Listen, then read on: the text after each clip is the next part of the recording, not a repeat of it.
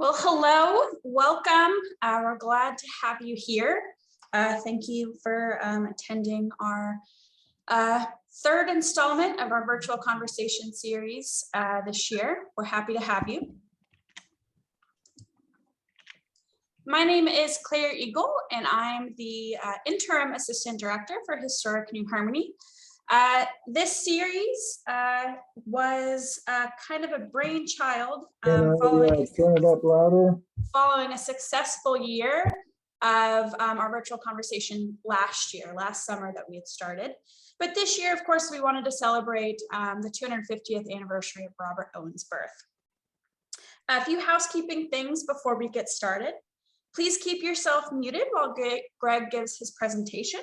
If you have questions or comments that you would like to share, if you get those in the chat, we'll make sure to get those to Greg at the end of the presentation.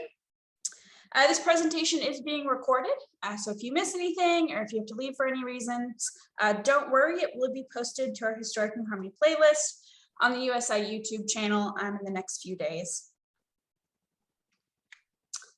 Dr. Gregory Claeys is Professor Emeritus of History at the University of London. His 11 books include 2 studies of Owenism, Machinery, Money, and the Millennium, From Moral Economy to Socialism, 1815 to 1860, and Citizens and Saints, Politics and Anti-Politics in Early British Socialism. He has also edited Robert Owen, A New View of Society and Other Writings, The Selected Works of Robert Owen, and Owenite Socialism, Pamphlets and Correspondence. So without further ado, joining us all the way from London is Dr. Gregory Claeys. Thank you so much, Claire, and greetings to everyone. And welcome to our celebration of Robert Owen, who was born on the 14th of May, 1771. 250 is a ripe old age, and like good wine, I'll try to persuade you today, Owen has aged very well. But initially or superficially, it may not quite look that way.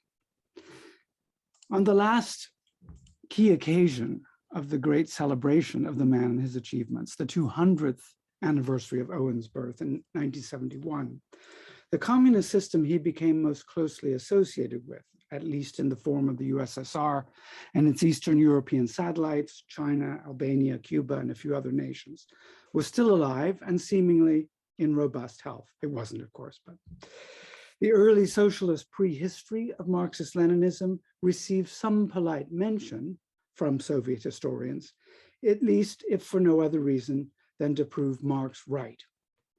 There was also a vibrant British socialist tradition whose political inheritor was the Labour Party, which counted Owen amongst its forefathers and did him due homage on occasion, not least by supporting the nationalization and public management of key resources and utilities.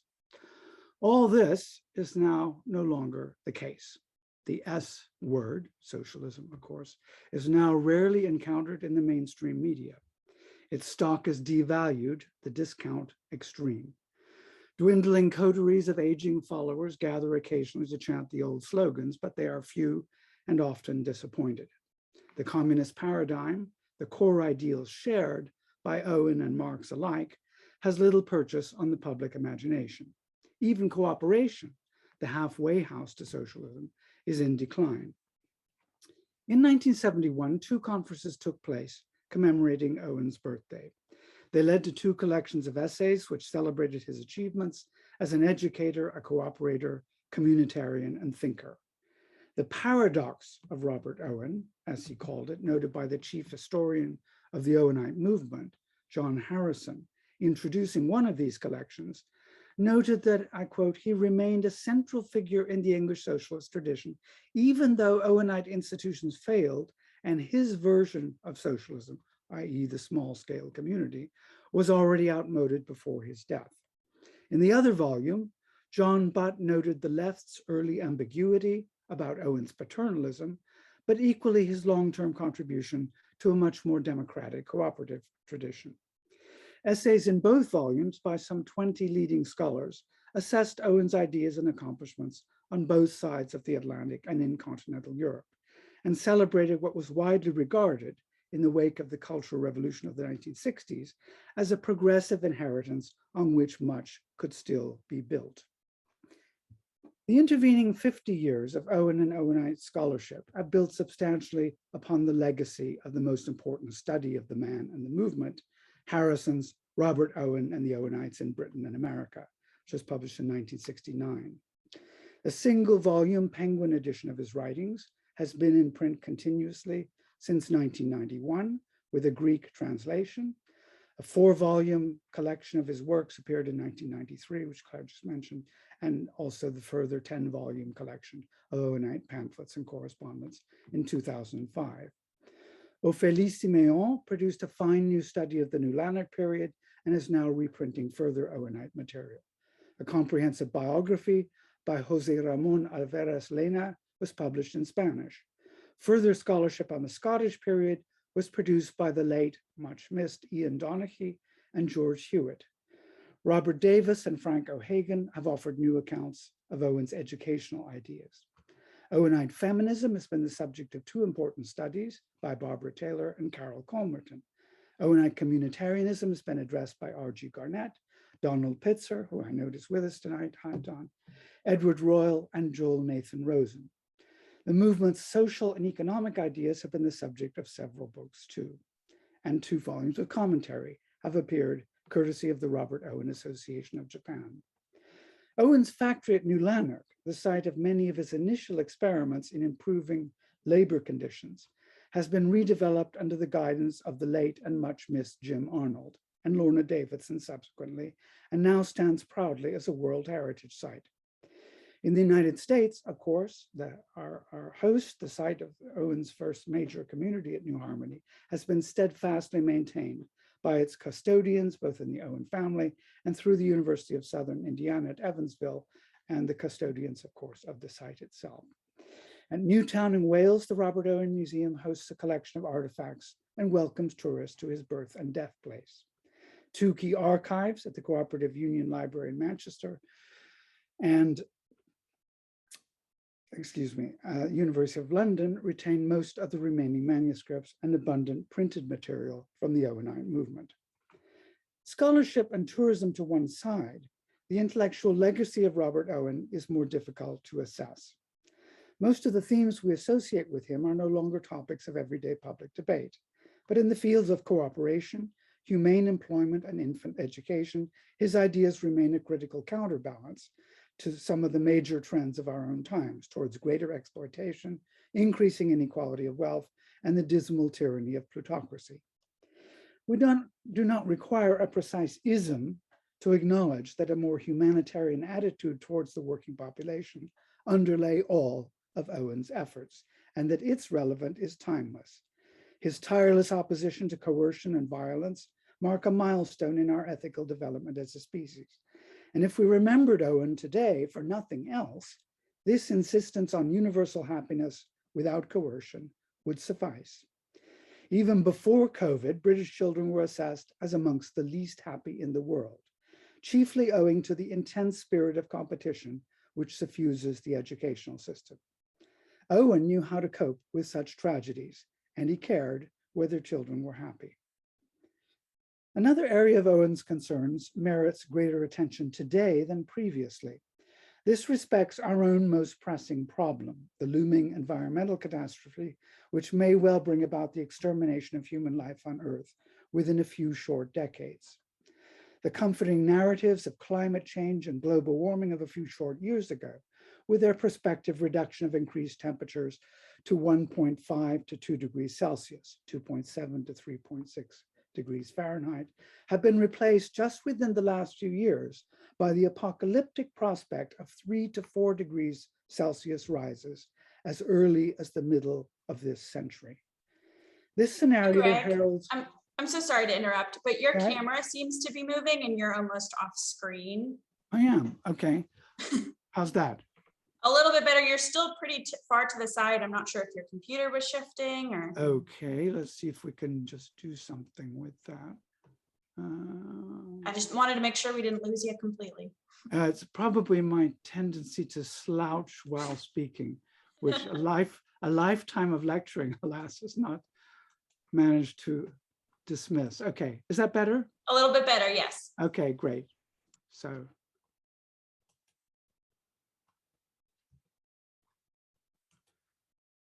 So the scenario I've just described heralds large-scale deforestation, the degradation of agricultural land, desertification, and water shortages.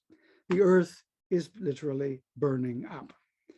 Vast areas of the planet will soon be too arid to cultivate or live in. Coastal regions will be inundated. Huge movements of population will occur, and war over habitable land will become inevitable. Sea temperatures are rising too, and the oceans, which absorb most of our heat, are becoming more acidic, spelling the end of the coral reefs and much marine life. As the poles and glaciers melt, they reflect less sunlight and thus assist greater warming. Even a visionary like Owen could not have foreseen so deadly a scenario emerging from the factory system whose early defects he did so much to protest against. What Owen did anticipate, however, and the issue I want to concentrate on here this evening for my remaining time, was the destructive effects of the system we call consumerism, which he viewed in terms of a proliferation of artificial wants.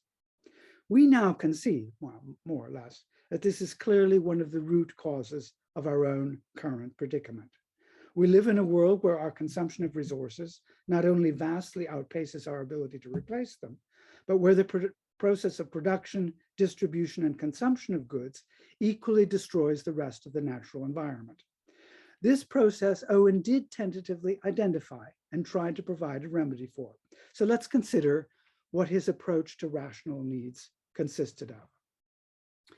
In the face of looming unemployment and social disorder between 1815 and 20 or so, Owen extended his original schemes for employing the poor to a system which would eventually see the great cities emptied of their inhabitants and all living on the land in communities of perhaps 1,500 or so, combining agriculture and manufacture. This was the point at which the New Lanark model, which was never socialist in the sense of profit sharing or communal ownership, was extended to what would become a large-scale communitarian movement. At its height in the early 1840s in Britain, this counted some 50,000 followers attending weekly lectures in so-called halls of science, or branches of Owen's organization. And amongst them, of course, was the young Friedrich Engels, then just commencing work in the family cotton mill in Manchester. Owen's plea for communal life on the land involved proposals for reducing necessary labor by the working classes in particular. As a cotton spinner, he was well aware of sharply increasing demands for fashionable clothing at ever cheaper prices across the past decades. Britain had become the wealthiest society of the world in the middle and later 18th century.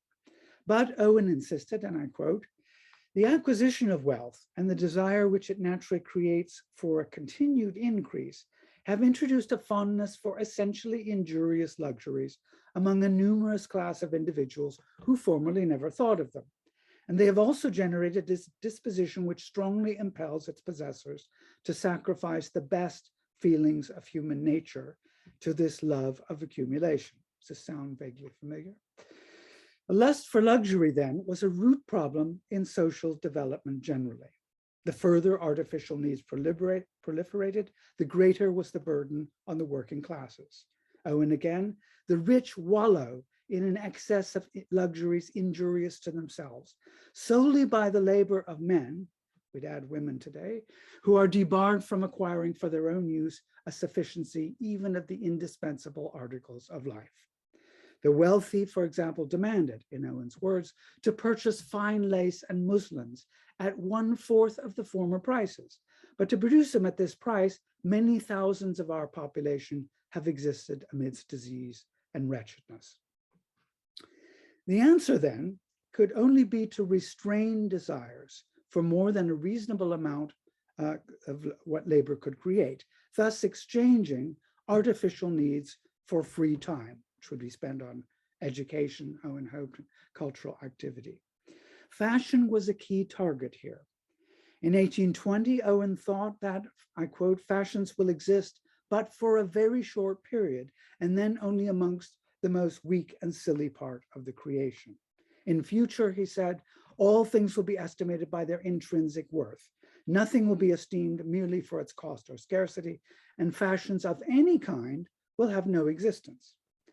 Owen viewed his first communal experience at New Harmony, Indiana, between 1824 and 28 as an exercise in personal as well as collective frugality, reducing his meals to 2 per day and rejecting changes of fashion in apparel.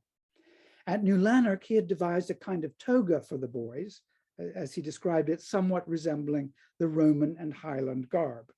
Now he thought, I quote, a costume of the best form and materials that can be devised was preferable to what he called the waste of capital, materials and labor, the loss of health, the deterioration of intellect, and the immorality which the manufacture and use of perpetually changing fancy dresses involves. Some members of the New Harmony community did sport a distinctive attire with pantaloons for both sexes, with women adding a knee-length jacket. In 1826, Owen reiterated that, I quote, with regard to dress, an object upon which so large a share of the industry of civilized states is now so uselessly and injuriously expended, the members of the community, having once ascertained the best materials and the form best adapted to the health of the wearer, will have no disposition to introduce afterwards any of the frivolous, fantastical, and expensive varieties that may be current elsewhere. They will adopt the rational course of employing the time which the manufacture of such useless decorations would consume in the pleasures of social intercourse and intellectual pursuit and in healthful recreations. Owen did not retreat from his views of fashion, reiterating as late as 1836 that under his plan, fashion would exist, but for a very short period. Later, however, he conceded the need for the merely ornamental and occasionally acknowledged that beneficial luxuries might exist in the future system. This retreat from a more austere ideal was common amongst socialists, and even more so amongst non-communitarian cooperators, who sought primarily a more just means of exchange rather than a new way of life and spiritual renovation on the land.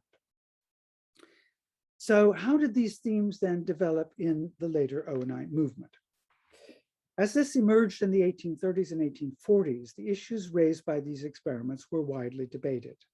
Amongst the Owenites, more puritanical attitudes to luxury and consumption were often gradually displaced by concessions to the value of a higher standard of living and a greater variety of attire and of decoration. Owen's followers thus oscillated between condemning luxury, grudgingly conceding demand for it, and embracing a vision of unlimited plenty based upon a just system of production and exchange. Owenism's attitude towards needs has been broadly described as implying neither luxury nor want. But we need to differentiate between attitudes towards luxury. A broadly Puritan view of needs and consumption was adopted by many early Owenites. Some likened Owen's principles to those of Lycurgan Sparta, writing that any doubts, I'm quoting here, about the correctness and practicability of the new views of society were entirely removed by reflecting upon the accordance of the whole with those principles which contributed to the establishment and prosperity of the Spartan government. So austerity, in a word. The purpose of socialism, many assumed, was that, quote, it augments the productions useful to all by banishing luxury and idleness. Condemning those whose obvious interest it is to perpetual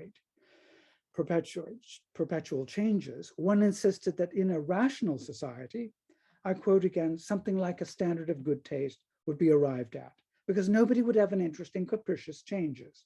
Elegance would be only another name for comfort, and appropriateness would take precedence over variety.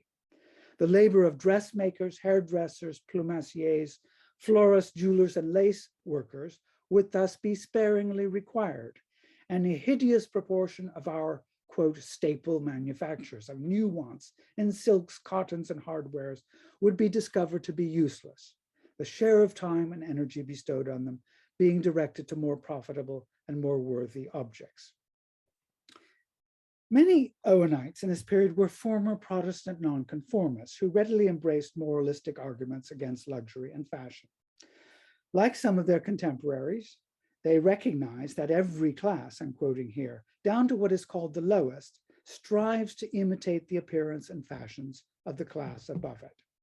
Many thought the present system of extreme inequality only generated unhappiness, even for the wealthy, amongst whom a competition in show and luxury brought, as one put it, jealousies, envyings, and many other evil passions which disturb their peace. I hope Kim Kardashian is listening. The solution was that if everyone, I'm quoting again, had the value of his, or we'd say today, her labor, but of no more than his own, those irregularities in the condition of mankind would never arise, and all the evils attendant upon excessive luxury and excessive poverty could be avoided. Owen's main socialist rival in the 1820s, the Irish landowner William Thompson, wrote of all those extra articles of luxury called for by excessive wealth, and expected that under socialism, the peculiar vices of luxury and want would almost cease, such that in the new communities, any motive for exertion arising from mere love of distinction, of excelling, of exciting envy, by means of individual accumulations of wealth and thus attracting public sympathy, would simply disappear. Owen's opposition to unnecessary luxuries did not, however, represent asceticism for its own sake. As its etymology indicates, what Owen initially called the social system, which was shortened in the mid-1820s to socialism, meant united interests and was contrasted to what Owen called the individual system of selfishness, private property, and market competition. It was also conceived as a change, in Owen's words, from the individual to the social system, from single families with separate interests to communities of many families with one interest. This opposition to competitiveness also implied a new theory of sociability, where something like a Christian doctrine of universal love and charity would prevail in the quasi-millenarian atmosphere of the new communities. We recognize this ideal as akin to the solidarity which European workers' movements began to herald at this time, which would eventually chiefly assume the more secular form of working class consciousness. So let me conclude. What does this debate and Owen's appeal for a greater frugality of rational needs imply or mean for us today? In an age of fast fashion, as it's called, where garments may be bought with an expected shelf life of only a few months to end up in landfill, producing 10% of greenhouse gas emissions and 20% of the Earth's wastewater, and where 20% of clothes which are bought are never worn at all, its relevance is obvious. It is widely evident that the culture of mass consumerism has produced a widespread threat of environmental catastrophe, and equally that we have very little time in which to reverse the process of destruction. Only a much more egalitarian society in which the emulation of the excessive conspicuous consumption of the very wealthy is curtailed can enable us to conserve our resources and reverse the global warming process.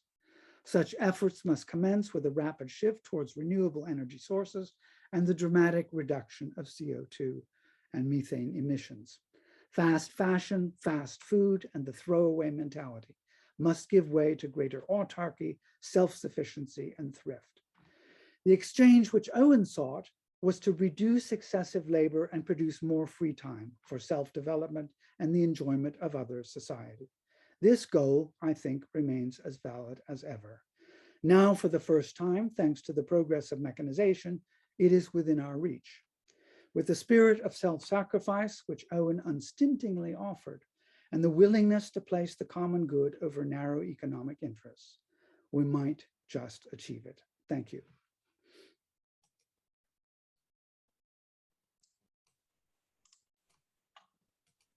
Thank you, Greg. That was a very fascinating presentation.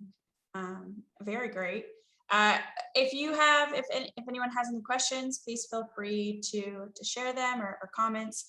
The first, and this is something I'll ask of you, Greg, we had someone ask for a full bibliography of the Owen studies that you had mentioned in the beginning of your presentation. If you can send that to me, I'll make sure I get it to who it needs to go to. I'll do that, no problem. Awesome, thank you. There are a few comments. This is from Karen DePaw. It is so interesting to see some of these ideas proliferating in our society in small ways, from simple living to me-made wardrobes. And her follow-up question is, how do you see these onism ideals making their way into everyday life now? Well, there are, of course, movements of various kinds, not terribly well coordinated, but in many different countries, towards slowing the pace of life down. There is, particularly in the last year to two, there has been mounting opposition to fast fashion. It's low-hanging fruit in the larger environmentalist movement because it's such a very clearly mundane and obvious and purely psychologically invested form of human waste. It's something we could easily dispense with. You can take, as I like to express it, take the vow, don't buy any new clothes for a year, and you're not really going to suffer very greatly as a result of this. The other forms of what are sometimes called voluntary simplicity include, of course, the slow food movement with this obvious opposition to fast food as such, taking time to eat, taking time to acquire more natural ingredients, thinking about sustainable food, i.e. weaning yourself slowly off beef, which is the single most dangerous and single most powerful source of CO2 emissions that we can readily eliminate just by this one simple step of not eating meat, but also thinking about sustainable fish, also about reducing other forms of meat eating and so on. So I think while to most observers, this appears to be a movement which assumes a kind of Hydra-like, 100 different forms in 100 different places, there is a growing gelling, I think, a congealing of sentiment as the environmental news, and I don't have to say this to an American audience in the summer of 2021, as the environmental news gets worse and worse, and people with all their enormous reluctance to face the magnitude of what we're facing are beginning to see the pieces fall in place. They're beginning to see that there are connections between how hot it is in the summer, between the forest fires, between the melting of the icebergs, between the burning of Siberian forests and the melting of the tundra in Russia, and burning coal and producing CO2 emissions and the reduction of the Amazonian jungle and so on. Environmental catastrophe is an enormously complicated proposition, and it's much more than most of us. I'm not obviously a climate scientist myself, and a lot of it I find difficult to understand as well. Putting the pieces together obviously is going to take a great deal more time than anyone would like, given the fact that, at least on my reading of it, the immediacy of the problem we're presented with requires us to abandon reach what's usually called zero emissions, abandon coal use in particular within only 10 years, by about 2030 or so. And that sense of immediacy simply has not struck the population as a whole. There is still an immense amount of climate disinformation. Of course, the fossil fuel producers generate still an enormous amount of this themselves. But little by little, the pieces, it's like one of these giant old puzzles where, you know, if I can use this appropriate metaphor in a way, of the earth, where, you know, 70% of the pieces are blue, and you staring at them trying to figure out, because it's the sea, right? You're trying to figure out how they all fit in this bigger picture. Little by little, all these pieces are beginning to come together, and people are beginning to see, I mean, I've given the stress this evening, of course, on personal consumption.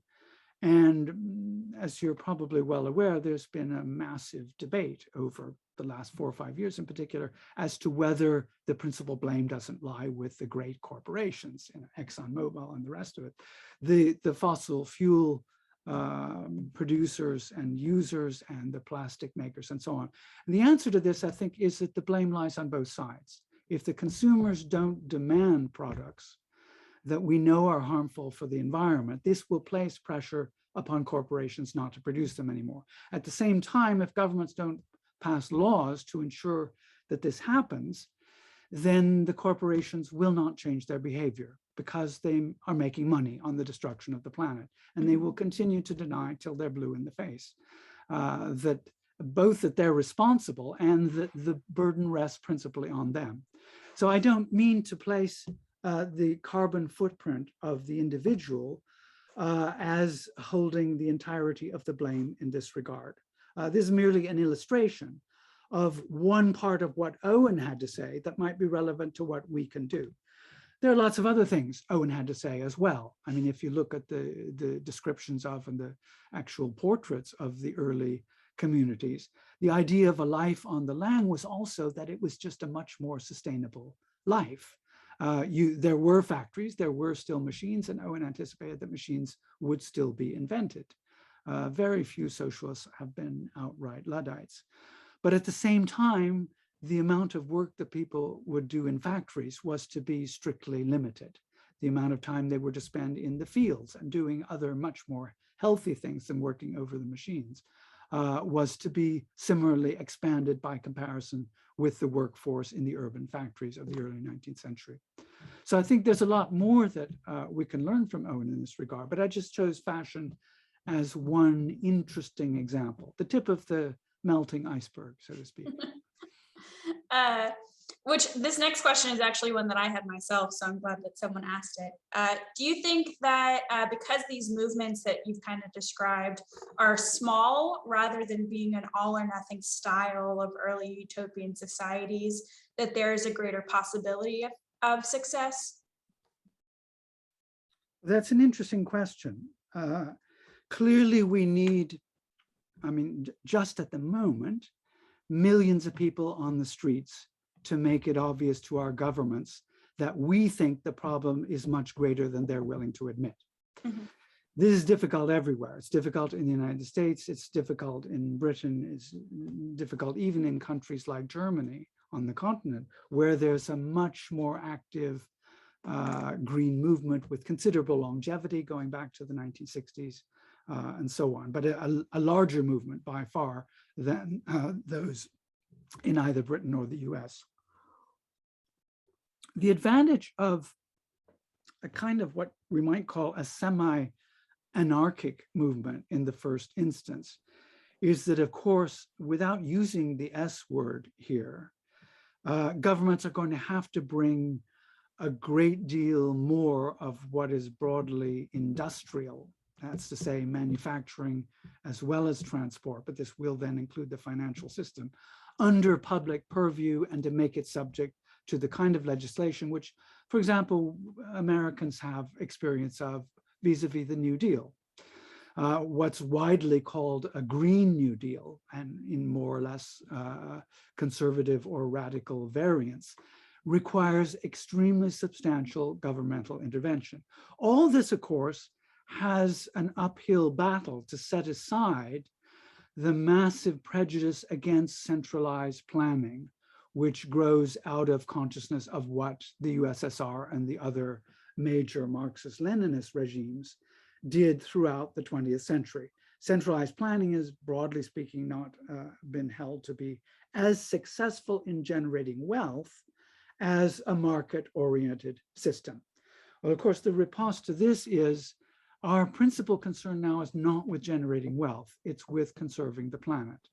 Any form of intervention that's necessary, and a great deal of it will have to be centralized at the higher levels, even above that of the nation state, i.e. through the United Nations or some similar forms of ecologically focused international organizations. On the other hand, of course, we need overall observation and transparency and control as we give greater economic and political power to these national and international bodies. Here, a kind of semi-anarchic form of organization at the base, where, I mean, take the example of the most active British organization now on the streets this week in London, Extinction Rebellion.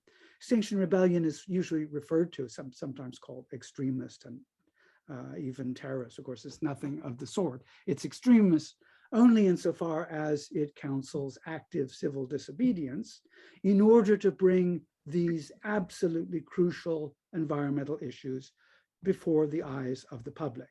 But it's not an organization in the sense of a political party, much less a highly centralized, hierarchical political party. It's extremely anarchic. It has local units, in small towns throughout the country and in neighborhoods throughout the capital, but it's not centralized at all.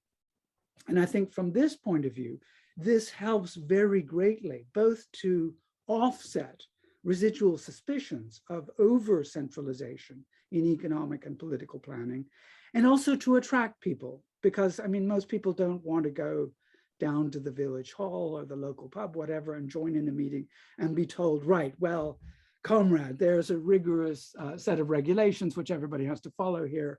And if you want to join up to saving the earth, you're going to have to sign up to the following 20 rules or so. We're not going to gain the numbers we need to protest, which is initially what we most have to do, if we act that way. So I think from that point of view, we want a very finely tuned kind of balance between the extremely decentralized, semi-anarchic even, and the highly centralized. Does Owen offer us a model for success or failure in terms of addressing the urgency of climate change? And in either case, what can we learn from him? Well, of course, what we now identify as global warming or climate change, I prefer to call it catastrophic environmental destruction myself, because I think it's just that much more serious than the first two labels indicate. This didn't exist as a concept up to Owen's death in 1858. It was pretty clear, however, if you lived in any Victorian city, and I use Victorian here in a temporal sense, so New York and Philadelphia and Boston equally, any city where there were factories in the city, and any city, particularly London, the largest city, of course, in Britain, where coal was being burned on a large scale, was incredibly dirty. Now, the pollution is still bad in London, but it's nowhere near as bad as it was in the 19th century. So there is a kind of proto-environmentalist outlook, we can call it. It's in its infancy until we really reached the era of William Morris in the 1880s and 1890s. Morris, of course, famously in his Utopia of 1890, News from Nowhere, specifically describes the Thames River, which runs through the center of London, as having salmon return to it. Fish, in other words, swimming in it, which had died in previous decades because of the dye works and the lead works and so on that were expelling waste into the river. And sad to say, there is still vastly too much waste expelled into the Thames today, and I wouldn't eat any fish you managed to catch in it. So is there a model here? Well, the classical Owenite model, and I adverted early on in my talk to John Harrison's comment that this model was already dead by the time Owen died. The model of the small scale community, communitarian socialism, as it's generally called in the literature, remains superficially attractive until the later decades of the 19th century, enjoys a kind of revival at various points in the 1890s, again in the 1930s during the Depression, when there's various kind of back to the land movements. And I'm talking here not only of Britain and continental Europe and the US, but also countries like Australia and New Zealand, which have quite considerable communitarian movements in the 19th and 20th century. Right through the back to the land movements of the 1960s, which of course the counterculture of the 60s does produce a similar critique of urban life, urban sociability, urban density, the complexity, the fast pace, and so on, and a wish to return to simpler roots. As it turned out, of course, for a lot of people who did go back to the land in the 60s, and there are plenty of good studies of this now, most of us raised in cities don't make very good farmers, sadly. And farming turns out to be terribly hard work on top of it. And if you're not careful, you can make a mess of it, and nature can be extraordinarily cruel. So the relevance of this model today lies, I think, more, this is my personal view of this, lies more in the possibility of creating a communal atmosphere within neighborhoods in cities. I don't foresee, I mean, obviously I don't have any clearer a crystal ball than anybody else here. I don't foresee that in the coming decades, when this crisis really begins to bite, which will be by the early 2030s, when the penny finally drops with a very loud clang that we're headed for catastrophe, I don't see a massive back to the land movement occurring. I could be wrong. It's not impossible, but I don't think it will happen for a variety of reasons. I think what will rather be preferable is that people in cities will have to come together, first of all, because they will need to organize their resistance to the heat better. They will need to install solar panels on a large scale. They will need retreats from the heat, mostly underground, but above ground as well. And the likelihood of them wanting to go off to the land to try to survive on their own, subsistence farming and so on, I think is really quite remote. So what this implies is the communal idea still has very considerable applicability and validity, but it's much more likely to be applied in cities on a neighborhood basis. With, it's also my hope, a great deal of intervention to enhance our sociability with our neighbors. In other words, to create a sense of communal spirit by, in a Roman kind of way, by public festivals and so on, by communal dining. Also, crucially, because of course, the regime of austerity that we face, a reduction and restriction of our own idea of what we need and want, this has to be displaced by giving the mass of the population certain advantages and ways of coping that don't exist at the moment. And one very important one, for example, would be free public transportation.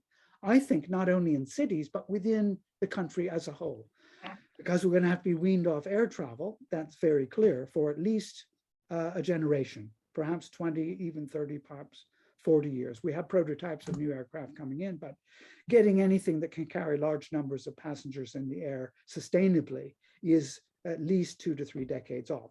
So people are going to have to travel on the ground. So what do we want to give them? We want to make it free for them so that they have something they don't have now.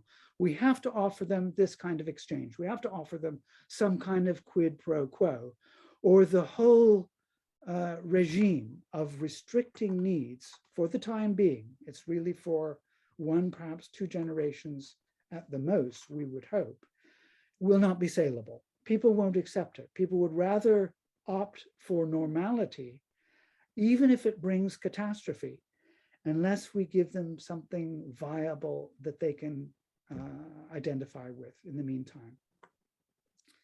Looks like we have one last question. If Robert Owen were alive today, do you think he would advocate for these kinds of societal changes via government regulation or via a mind change in mankind as a whole? We're back to where the blame lies and how to deal with it. The answer, of course, is this is a kind of chicken and egg question. Mm-hmm. If we get so much of the internet notwithstanding, we get so much of our valid information from governments when we can trust them, of course. Think just of the whole pandemic that we've just been living through for the last year and a bit.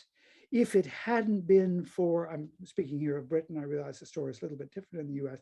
If it hadn't been for the almost daily health briefings, which we had on the state of play, particularly in the early months, although it was confusing and although an awful lot of mistakes were made along the line, Britain has a horrific death toll.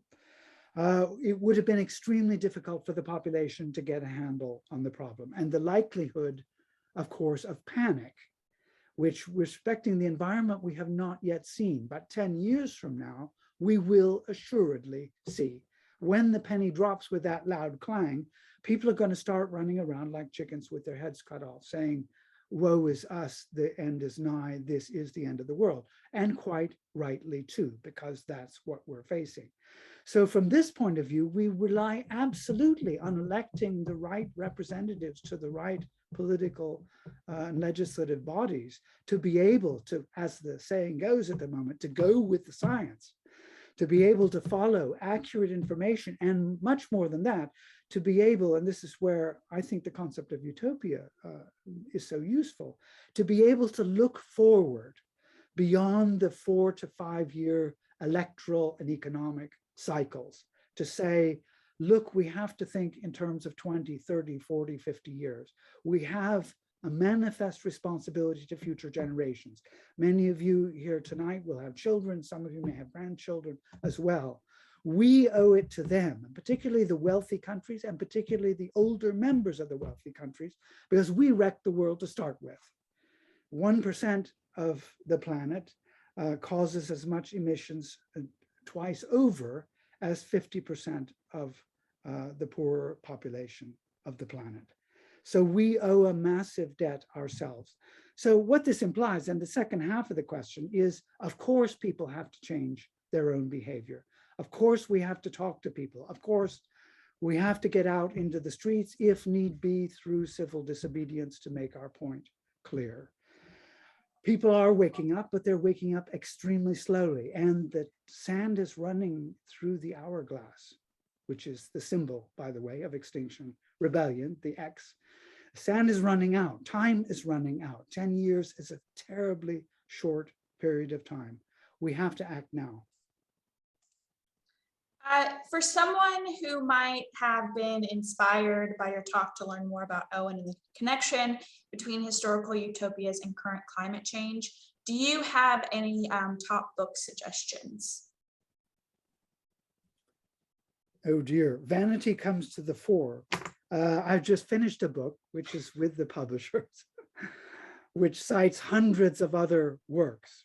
I mean, there are a lot of authors out there who are useful. Nobody has quite the right, to my mind, perspective, or I wouldn't have written another book about it. A book by, of course, it goes without saying, inspired in part by Owen, and the chunk that I gave you tonight about Owen and the Owenites is part of the material that's presented in the book, which offers a kind of survey of how the utopian tradition as a whole has approached this problem of needs vis-a-vis environmental, the potential for environmental crises, and how we can therefore use this tradition to think about simplifying our lives, at least for this 20, 30, 40-year period, until we've reached the point of zero emissions and past the critical point that we're facing at the moment. So I think it sort of depends on what your taste in books is. I would highly commend any of the major studies of the utopian movement in this regard. If you're interested in the immediate debate about what climate change, as in the title of this particular book, how it's been appropriated quite often by those hostile to the concept, you might look at the climate scientist Michael Mann's book, The New Climate Wars, and Mann is M-A-N-N, which has been very widely reviewed, and there are lots of interviews and so on YouTube to follow. So Bill Gates has a recent book out. I don't have much to agree with in it, but it's worth considering what billionaires have to say, given the fact that obviously the perspective I'm representing will lead us to a world where there aren't any billionaires anymore. Billionaires tend to say, well, fine, yes, we do have a problem, but please don't disturb our lifestyle. We want to continue to fly around in our private jets and have our 100-room mansions and consume vastly disproportionate amounts of resource. And they stand, of course, because of the enormous influence of their wealth, they stand as very powerful influencers over the behavior of all the rest. If a billionaire says to you, don't worry, you don't have to give anything up. Science and technology will step in and will invent our way out of this, which is essentially Gates's argument. Everybody breathes a huge sigh of relief and says, oh, great. I don't have to worry. I'll get on the plane and fly across the Atlantic or whatever. I'll continue to buy vastly more stuff than I could possibly ever use, and so on. This is obviously not my viewpoint. So there's now a vast literature out there. It sort of depends what you're looking at. My book is called Utopianism for a Dying Planet. Sorry about the plug. Published by Princeton University Press, round about April, I think, of next year. All right. Well, you just got a perfect chance to promote your book. That's why you're here, right? Thanks, Claire. We'll do one last question and then we'll kind of wrap it up. What do you think Robert Owen would think of robot labor and replacing kind of manual human labor? I think he'd be absolutely over the moon about the idea. Owen doesn't, despite his opposition to the hazards and danger and pollution associated with the steam engine, Owen is not opposed to technological innovation at all. Nor, of course, is Karl Marx, whom I think sees very much eye to eye with Owen about this. Both envision a world in which a vast amount, particularly of really unpleasant labor, could be done by machines. Now, of course, in a 19th century context, for Owen, to a lesser degree for Marx, because this is 40, 50 years after Owen starts writing, this still remains an extraordinarily visionary approach to the question of machinery. But in the early decades of the 21st century, it's not visionary at all, of course. We know that by the 2030s, 2040s, as much as 40%, by some recent estimates, of current forms of employment will be outmoded by machinery. So how do we want to respond to this? Do we want to condemn these people to a lifelong unemployment on a low kind of, permanent pension or form of universal basic income, which really keeps them ticking along but doesn't make a human life possible? The answer has to be no, we don't. We want to use that potential to make everybody's life better off. That's the vision that Owen has. Make it viable in such a way that everyone benefits, that you don't just get the concentration of wealth, which of course Owen benefits himself from enormously as amongst the most successful cotton spinners of his time, but rather diffuse the benefits to the majority of the population. So I think he'd be absolutely all in favor. All right. Well, thank you everyone for joining us. We'll kind of wrap up the conversation there. I do just have a quick closing and wrap up. So thank you again for joining us. Our next presentation in this series will be Thursday, September 23rd at 6:30 p.m. This is with Dr. Victoria Walcott. She is a professor at, I believe, the University of Buffalo. And she'll be presenting Black Owenites, Cooperation in the Long Civil Rights Movement. You can register at usi.edu/250 virtual. Additionally, we have Waterways, which is a Smithsonian Museum on Main Street traveling exhibition that will be examining water as a whole, as an essential component of life on our planet, environmentally, culturally, and historically. So it kind of fits a little bit with our conversation here today.